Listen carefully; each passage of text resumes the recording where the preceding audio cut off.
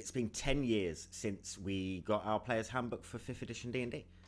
And now, on September the 17th, we are getting finally our new one. It's been a while, obviously, but Wizards of the Coast have made some small changes and some big changes to give us something new to play with. Reward us for our 10 years of sticking to the same system. And they've released 3 new videos so far of different changes and ideas that they've come up with and put in this new Player's Handbook. This will go alongside a new Dungeon Master's Guide and Monster Manual, which will be coming out soon. But today I'm going to talk about the 3 videos they've come out with so far and just give some, some ideas of what I think about them and break down some of the stuff that will be new in the book, some of the things that will be changed in the book. Now, D&D Official will be releasing, I believe, daily videos is what they've said. So I'm going to try and upload as much as possible to give you guys an update on all of the newest stuff that is going to be in the new Player's Handbook and giving my ideas on what I think about these things and the things I like, the things I don't like. I am in no way, or this channel is no way affiliated with Wizards of the Coast, so this will be opinion of myself and generally what I think as a experienced DM and D&D player and fan. Let me know what you guys think of the changes in the comments section down below. Now, this will be the largest Player's Handbook ever released, and it is a straight swap for the 2014 edition. So what they made quite clear was you can mix and match characters from the 2 books, but if you are using spells and some of the different rule changes in the 2024 edition, that's not to be mixed and matched with the old book. They've also said that it is compatible with all 5e adventures, basically stating that the CR of creatures has been kept the same as the original Monster Manual and DMG and whatever book they correspond from. But I see a bit of an issue with this. Some of the stuff we'll talk about in a bit will give you some idea of why, but yeah, there's things that will give a DM a little bit more of a tricky way of balancing things. So to start with, there's a couple of, one basic thing that they have stated that I think most of you are doing at this point anyway, which is in the rules as written now, taking a potion is now a bonus action instead of an action, which I don't know many DMs that aren't doing that already. So for me, kind of an obvious one, but a good change nonetheless for new DMs to come in and straight away know that it's a bonus action to take a health potion instead of someone using their whole action in combat. I think is a great thing.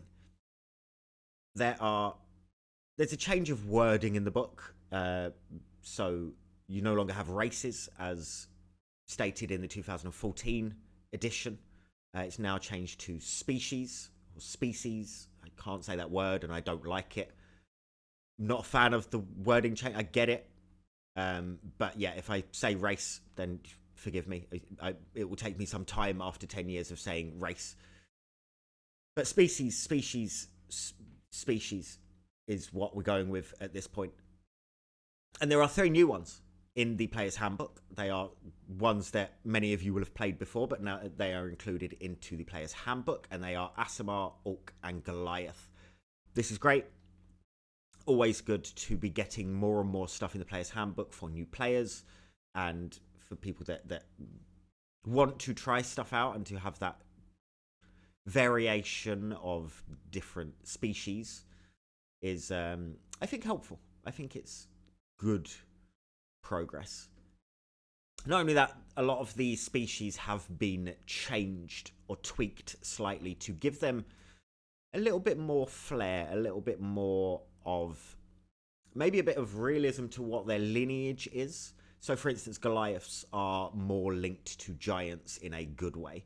You, from what was said, will choose your lineage of giants. So whether that be cloud giant, fire giant, etc.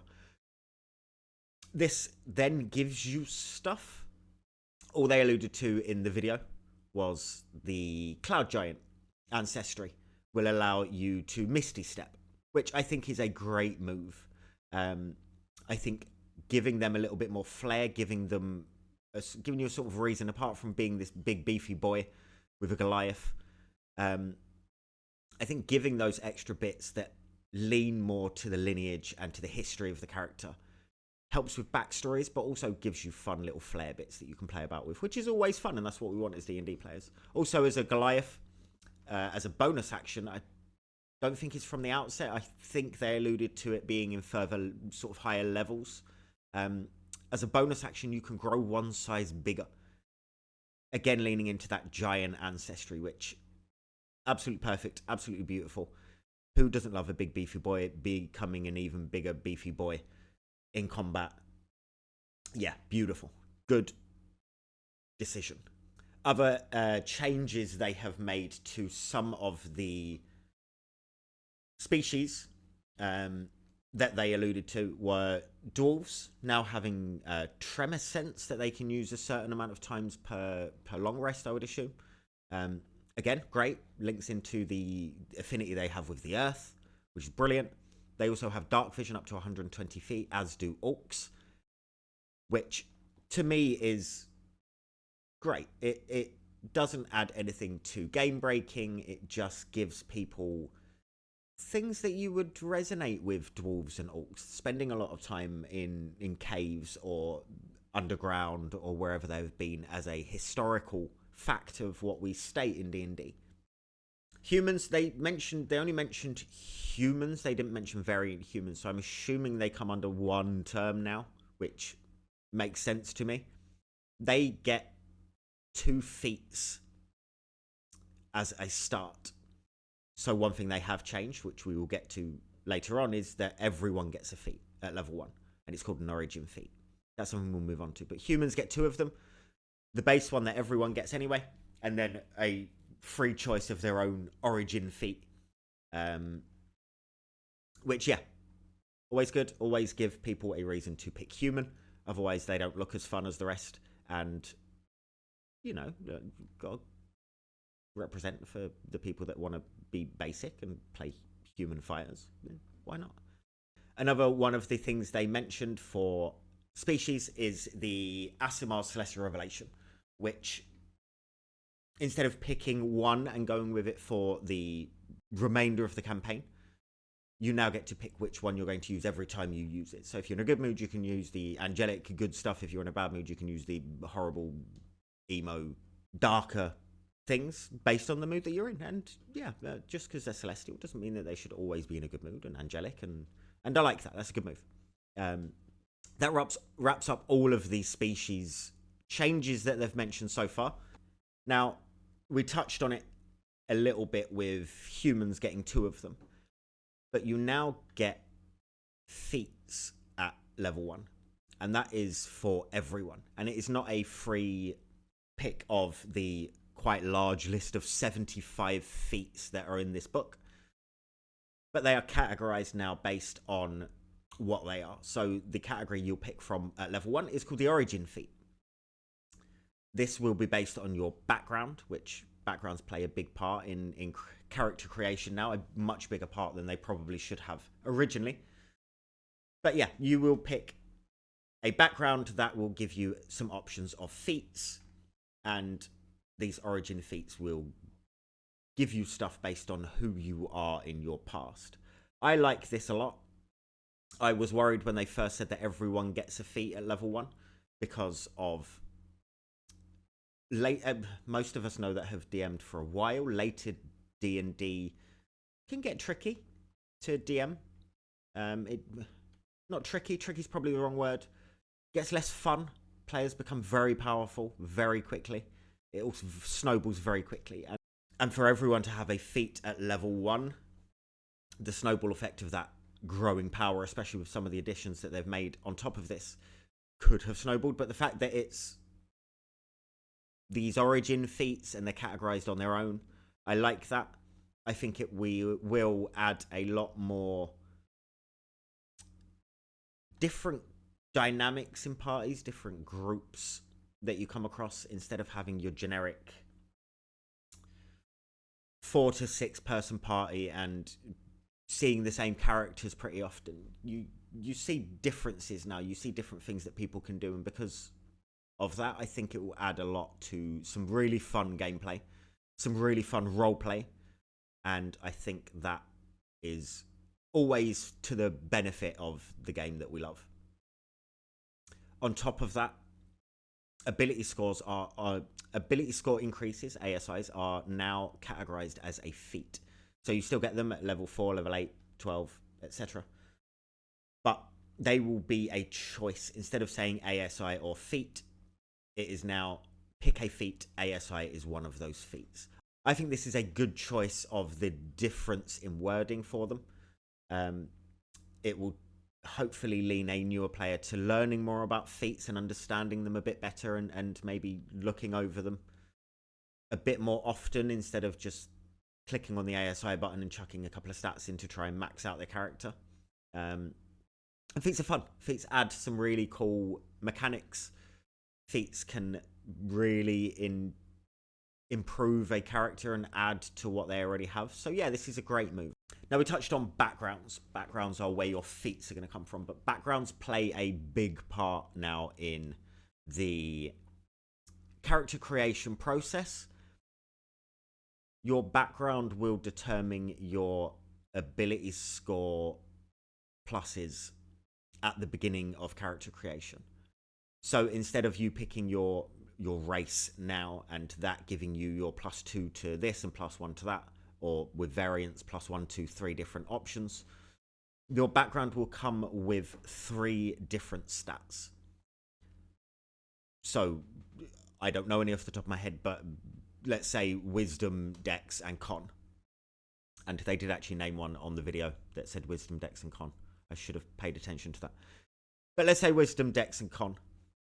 With your background, you can now choose to put 2 into one of those stats and 1 into another, or put +1 into all 3 of those. And your background will determine what those 3 stats are. Based on what background you have, you can then pick a feat based on that background. I know from what they've said that some of the feats are shared by some backgrounds, and some feats are only carried by one background. But as long as we don't start seeing everyone with the same background, because there are feats that are better than others, then I think this is a really good move. I think it allows for a better species class combination, and that can only be good things. Hopefully long gone will be the conversations of having an elven ranger or a human fighter or human wizard or whatever, or a half-orc barbarian. Like, hopefully we see more half-orc wizards, and we see more Goliath rangers, and things that are against the norm. Tropes work for a reason, but it's nice to have a bit of variation. Getting players to actually kind of think about stuff instead of just seeing, oh, this is the best combination, this is the strongest combination, this is what you should go for. Having someone just completely come out of left field and just say, no, I am going to be a halfling barbarian who is going to be someone with little person syndrome and just be angry. Yeah, cool. I like that. I'll run with that. They have also stated that all subclasses have been reimagined, which I like, dependent on what they have done. We'll have to see. Hopefully I'll have some further videos soon to give some idea of what those subclasses are. But there are 3 new subclasses, which is always exciting. We've got Druid Circle of the Sea, we've got the Bard College of Dance, and Barbarian Path of the World Tree. Always good to see new subclasses, always good to see some variation. Let's keep our fingers crossed that they're fun and they're interesting and they have some good stuff to them. And I hope to see some players using this, because it's something nice to have. Something new is always fun. On subclasses, something I'm not as impressed with, and I don't really understand it, if I'm honest. all subclasses are gained at level 3 now. And I don't really get it. Simply because if you are a wizard, now a wizard is someone who has been educated into their magic. Why are we waiting till level 3 for you to determine a subclass when you should have been learning that before the campaign even started? If you are a cleric, you will know your deity and you'll know what type of cleric you are before we start campaign, because your life should have determined that on the lead up to the campaign. So why are we waiting until level 3 for you to get those abilities properly? If you're a fighter, you will have trained in the style of fighting that you use. So again, your backstory should lead to that being determined before session 1 or session 0. Session 1's probably the right term, because session 0 you don't play, but session 1. So why are we waiting 5, 10, dependent on DM, 15 sessions for us to get to that stuff? Unless every DM's just going to start stuff at level 3, which I don't think they will. And I think for newer players, it's handier to start at level 1. But I would have liked to have seen more classes go to a level 1 subclass instead of all classes go to a level 3. I think thematically it makes more sense. I think it would make level 1 gameplay a bit more interesting. It can get a bit monotonous. I run level 1 gameplay a lot for my players because I tend to use a lot of newer players. But yeah, I let me know what you think about that. I don't agree with that one. Maybe it would have been too big of a change for this book. Maybe they don't like the same idea of starting at level 1 with most probably all subclasses. But let me know what you think on that. That's really a strange one for me. One new thing that I've also mentioned is weapon mastery. Now, weapon mastery to me seems like a very good thing. There is a drawback with something I said earlier, but I'll allude to that in a bit.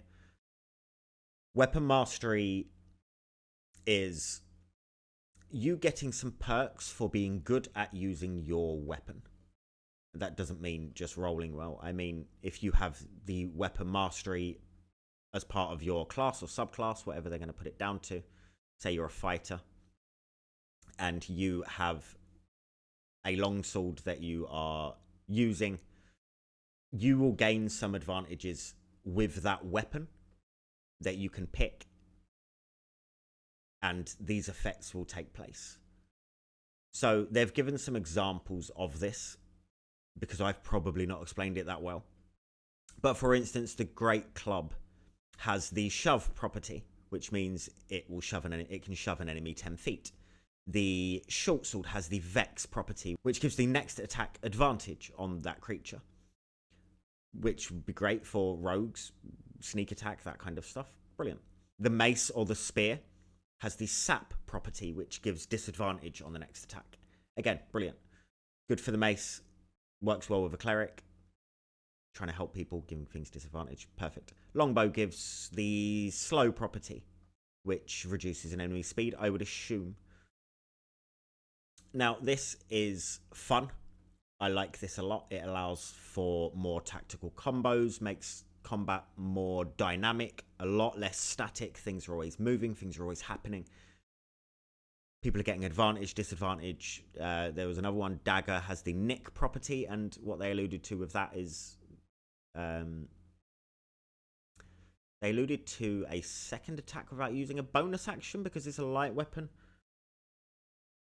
I'm not sure if I got that right, but I believe that's what they said. There was another one as well. I did write it down, so bear with me. Graze. I don't think they said what weapon this will be on. I would assume it'll be on something like a longsword. Graze, even if you miss, you still do some damage. Now, I like these. I think these are good. I think these will make a difference to the melee fighters, the ranged fighters, the rangers among you, the rogues, the up close and personal, or the non-magical users. As I said, making combat more fun and more dynamic is always a good idea. It can get monotonous. Everyone is aware of that. Everyone is always trying to do different things to try and change combat and make it a little bit better. But yeah, this adds to it, and that's great, and I'm all for it. All classes can also get a feat to gain some weapon mastery and dip a toe in. That's as much as they've said on it. And fighters have the best selection of weapon mastery features. The thing is, for me, with the weapon mastery features, if you're trying to make this new iteration of the Player's Handbook compatible with the 5e adventures,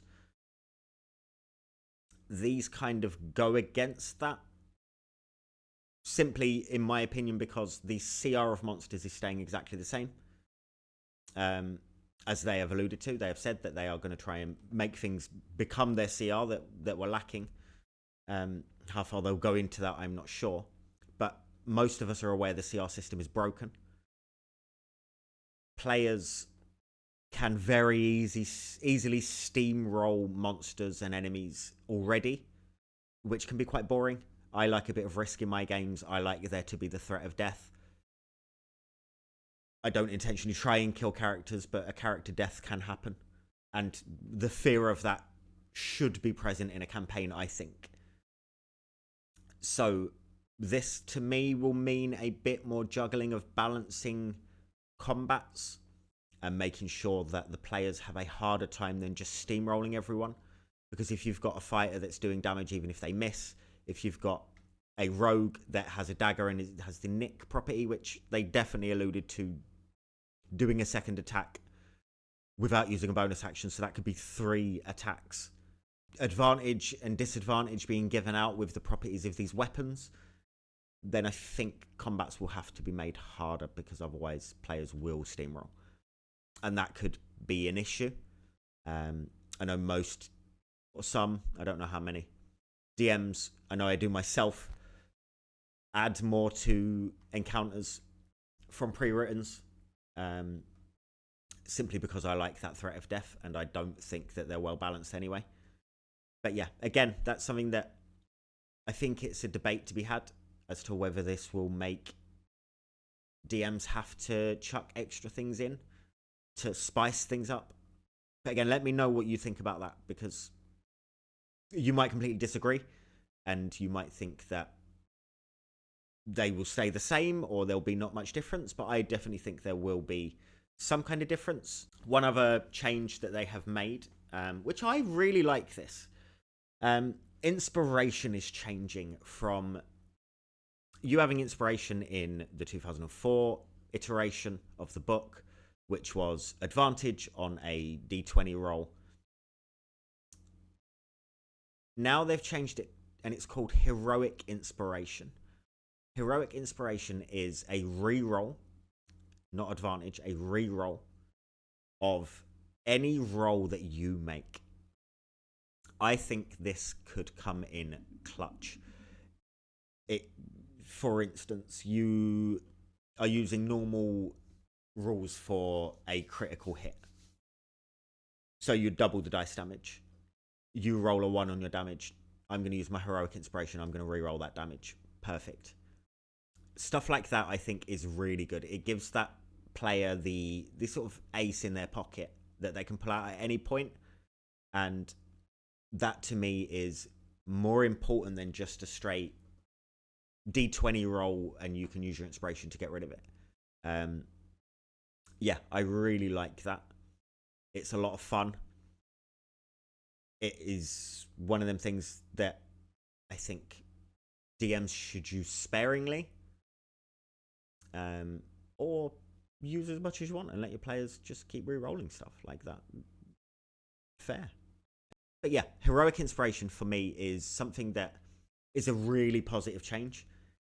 It allows for players to be in a lot more control of those situations where you have that clutch roll that is needed and you miss it, and you can negate that with that ace in your pocket, pull it out. No, DM, I'm going again. Heroic inspiration. Bam. I'm going to roll full damage this time, and then you roll a 1 again anyway. And you've used your heroic inspiration, and we're all disappointed or laughing at you. But yeah, now that's pretty much everything that they said over the first 3 videos. I'll put the link in the description below if you want to go and watch them videos. All 3 of them, you're looking at about an hour and a half's worth of content. And they're good, and the artwork that they show is beautiful. The books themselves look great. I thought this quick breakdown might help, and a few opinions of my own. I hope to hear from some of you on what your opinions will be on this stuff, and I will be looking to give more update videos based on the new videos they release. For me, so far, as someone who was a bit skeptical about the new Player's Handbook and thinking, well, I'm probably just going to stay doing 5e anyway, and the 2014 book, whatever they want to call it. For me, this is a positive. I didn't expect that I'd like it so much. There is a lot more I'll need to see before I change over. But yeah, it is something that is positive. It is a nice change. It feels fresh. It feels like some bits are absolutely new, which is nice. So yeah, from me, overall, so far, an absolute positive. Something that I'll definitely look into further. Let me know what you think down below, and I'll see you on the next one.